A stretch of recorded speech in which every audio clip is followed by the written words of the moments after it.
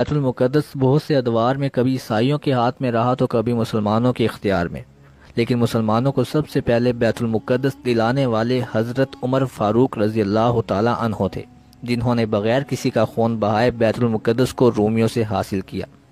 پیارے دوستو، دمشق کو فتح کرنے کے بعد لشکر اسلام اس سوچ میں تھا کہ پہلے کیساریہ کی طرف رخ کیا جائے یا پھر بیت المقدس کی طرف۔ اس سلسلے میں حضرت ابو عبیدہ بن جراح رضی اللہ تعالی عنہ نے حضرت عمر فاروق رضی اللہ تعالی عنہ کی بارگاہ میں ایک خط لکھا، اسے مدینہ منورہ روانہ کر دیا۔ مدینہ منورہ میں جب خط حضرت عمر فاروق رضی اللہ تعالی عنہ نے پڑھا اور پڑھنے کے بعد حضرت علی رضی اللہ تعالی عنہ سے مشاورت کی، حضرت علی رضی اللہ تعالی عنہ نے فرمایا کہ حضور صلی اللہ علیہ وآلہ وسلم نے فرمایا تھا کہ پہلے بیت المقدس فتح ہوگا، جس پر حضرت عمر فاروق رضی اللہ تعالی عنہ نے فرمایا کہ آپ نے سچ کہا۔ لہٰذا حضرت عمر فاروق رضی اللہ تعالی عنہ نے سب سے پہلے بیت المقدس کو فتح کرنے کا حکم دیا۔ حضرت عمر رضی اللہ تعالی عنہ کا خط حضرت ابو عبیدہ بن جراح رضی اللہ تعالی عنہ کے پاس پہنچا تو آپ رضی اللہ تعالی عنہ نے 5000 کا لشکر روانہ کیا، اور پھر حضرت ابو عبیدہ بن جراح رضی اللہ تعالی عنہ بھی تشریف لے گئے۔ قلعے کا محاصرہ کر لیا گیا۔ رومیوں اور مسلمانوں کے درمیان جنگ جاری رہی۔ قلعے کی دیواریں اتنی مضبوط تھیں کہ مسلمان انہیں گرا کر اندر داخل نہیں ہو سکتے تھے۔ ایک دن خالد بن ولید رضی اللہ تعالی عنہ بھی لشکر اسلام میں داخل ہو گئے۔ سب مسلمانوں نے اللہ اکبر کی صدا بلند کی۔ پیارے دوستوں، رومیوں کا پوپ جس کا نام کمامہ تھا، اس نے اپنے سپاہیوں سے کہا کہ تم لوگ ہلاک ہو گئے۔ اگر اس مسلمان لشکر کا سردار وہی ہے جس کی نشانیاں ہماری کتابوں میں موجود ہیں تو تم کبھی ان سے جنگ نہیں جیت سکتے۔ کمامہ قلعے کی چھت پر چڑھا اور اس نے حضرت ابو عبیدہ بن جراح رضی اللہ تعالی عنہ کو غور سے دیکھا اور خاموشی سے واپس چلا گیا، اور اپنے سپاہیوں سے کہنے لگا کہ یہ وہ شخص نہیں ہے، لہٰذا تم ان سے جنگ جاری رکھو اور یہ تمہارا کچھ بھی نہیں بگاڑ سکتے۔ اسی طرح یہ جنگ جاری رہی۔ ایک دن رومیوں کے سپہ سالار نے پوپ سے کہا کہ ہم اب خاموش نہیں بیٹھ سکتے، ہمارے نقصانات بڑھتے جا رہے ہیں، قلعے کے دروازے کھول دیے جائیں، یا یروشلم وہ حاصل کر لیں گے یا پھر ہم اس کو حاصل کرنے کے لیے قتل ہو جائیں گے۔ اس پر کمامہ نے کہا کہ میں مسلمانوں سے بات کرتا ہوں۔ تو پیارے دوستو، کمامہ نے پھر حضرت ابو عبیدہ بن جراح رضی اللہ تعالی عنہ سے ملاقات کی اور کہا کہ بیت المقدس کو وہی شخص فتح کرے گا جس کی نشانیاں ہماری کتابوں میں موجود ہیں۔ حضرت ابو عبیدہ بن جراح رضی اللہ تعالی عنہ نے پوچھا کہ وہ نشانیاں کیا ہیں۔ اس پر کمامہ نے کہا کہ میں وہ تمہیں نہیں بتا سکتا، لیکن اس شخص کا نام ضرور بتا سکتا ہوں۔ حضرت ابو عبیدہ بن جراح رضی اللہ تعالیٰ عنہ نے فرمایا کہ چلو تم اس کا نام ہی بتا دو۔ اس پر کمامہ نے کہا کہ جو شخص بیت المقدس کو فتح کرے گا اس کا نام عمر بن خطاب رضی اللہ تعالیٰ عنہ ہوگا اور اس کا لقب فاروق ہوگا، اس کے سوا کوئی شخص بیت المقدس کو فتح نہیں کرے گا۔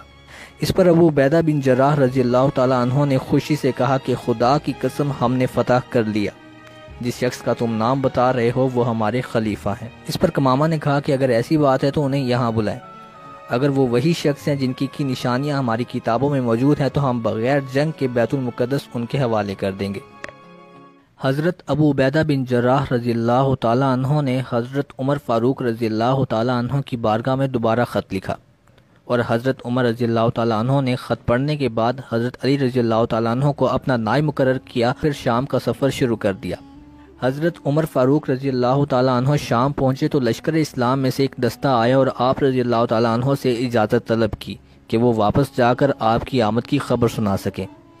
آپ رضی اللہ تعالیٰ عنہ نے اجازت دے دی۔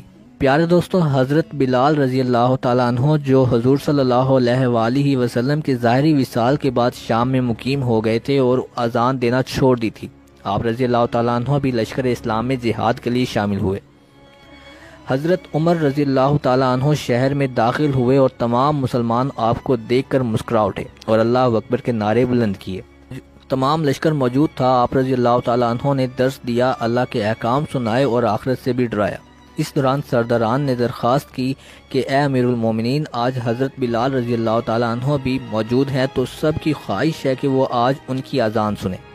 حضرت عمر رضی اللہ تعالیٰ عنہ نے حضرت بلال رضی اللہ تعالیٰ عنہ سے عرض کیا تو حضرت بلال رضی اللہ تعالیٰ عنہ نے حکم مان لیا۔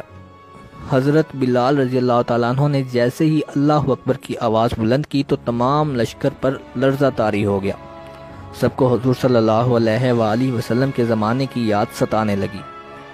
جب حضرت بلال رضی اللہ تعالیٰ عنہ نے اشہد ان محمد رسول اللہ کی صدا بلند کی تو تمام لشکر میں رونے کے سوا کوئی آواز سنائی نہیں دی۔ شدت غم کی وجہ سے حضرت بلال رضی اللہ تعالیٰ عنہ کے لیے اذان ختم کرنا مشکل ہو گیا تھا۔ بہرحال کسی نہ کسی طرح اذان ختم کر لی گئی۔ حضرت عمر رضی اللہ تعالیٰ عنہ خود بہت روئے اور پھر نماز ادا کرنے کے بعد رومیوں سے ملنے کے لیے روانہ ہو گئے۔ پیارے دوستوں، حضرت عمر رضی اللہ تعالیٰ عنہ نے جو لباس زیب تن کیا ہوا تھا اس پر 14 پیوند لگے ہوئے تھے۔ تمام لوگوں کی طرف سے اصرار کیا گیا کہ آج آپ نیا کرتا پہن کر فاتح کی حیثیت سے بیت المقدس میں داخل ہوں۔ بہت زیادہ اصرار پر آپ رضی اللہ تعالیٰ عنہ نے مصر کا سفید رنگ کا اعلیٰ لباس زیب تن کیا۔ ابھی کچھ قدم آگے چلے ہی تھے کہ آپ رضی اللہ تعالیٰ عنہ کے چہرے پر گھبراہٹ کے آثار نظر آئے۔ آپ رضی اللہ تعالیٰ عنہ کی طبیعت ناساز ہونے لگی۔ آپ رضی اللہ تعالیٰ عنہ نے جلدی سے اپنا لباس تبدیل کیا اور دوبارہ وہی پرانا لباس زیب تن کیا۔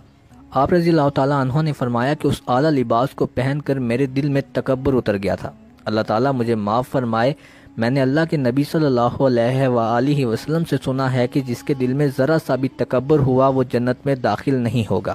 تمہارے اس کرتے نے مجھے ہلاک کر دیا تھا۔ پیارے دوستوں، حضرت عمر رضی اللہ تعالیٰ عنہ بیت المقدس کے قلعے کے پاس پہنچے تو تمام مسلمانوں نے اللہ اکبر کی آواز بلند کی۔ یہ سن کر نصرانی راہب قلعے کی چھت پر چڑھا اور اپنے سپاہیوں سے کہنے لگا کہ خدا کی قسم یہ وہی شخص ہے جس کی صفات ہماری کتابوں میں موجود ہیں۔ اس کے بعد اس نے فوج کو ڈانٹتے ہوئے کہا کہ جلدی سے جاؤ اور ان سے امان طلب کرو۔ قلعے کے دروازے کھول دیے گئے اور نصرانی فوج نے آتے ہی آپ رضی اللہ تعالیٰ عنہ سے امان کی درخواست کر دی۔ حضرت عمر رضی اللہ تعالیٰ عنہ نے اپنے اونٹ ہی پر سجدہ شکر ادا کیا۔ اللہ کا شکر ادا کرتے ہوئے امان نامہ جاری کر دیا۔ یوں آپ رضی اللہ تعالیٰ عنہ نے بغیر کسی کا خون بہائے بیت المقدس کو فتح کیا۔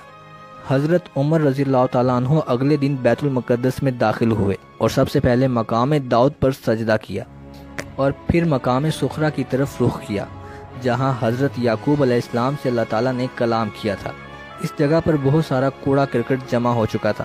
آپ رضی اللہ تعالیٰ عنہ نے اپنے ہاتھوں سے اسے صاف کیا اور اس جگہ پر ایک مسجد تعمیر کرائی جسے آج مسجد عمر کے نام سے جانا جاتا ہے۔ پیارے دوستوں، اس کے بعد کئی سالوں تک بیت المقدس مسلمانوں کے قبضے میں رہا، لیکن 11ویں صدی میں عیسائیوں نے حملہ کر کے مسلمانوں سے چھین لیا اور تقریباً 91 سال بعد سلطان صلاح الدین ایوبی نے دوبارہ بیت المقدس کو فتح کیا۔ 1914 میں جنگ عظیم اول کے بعد بیت المقدس پھر مسلمانوں کے ہاتھ سے نکل گیا اور آج وہاں یہودی اپنی حکومت قائم کرنے پر تلے ہوئے ہیں۔ اللہ تعالیٰ سے دعا ہے کہ وہ دوبارہ بیت المقدس کی حفاظت کی ذمہ داری مسلمانوں کو عطا فرمائے۔ آمین۔